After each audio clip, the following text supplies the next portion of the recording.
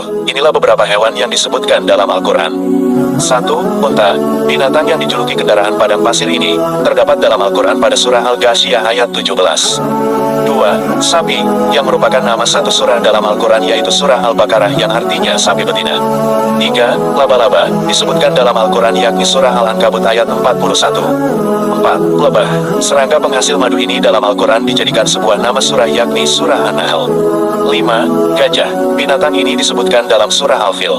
6. Semut, binatang yang namanya diabadikan dalam Al-Quran yaitu surah An-Naml ayat 18-19.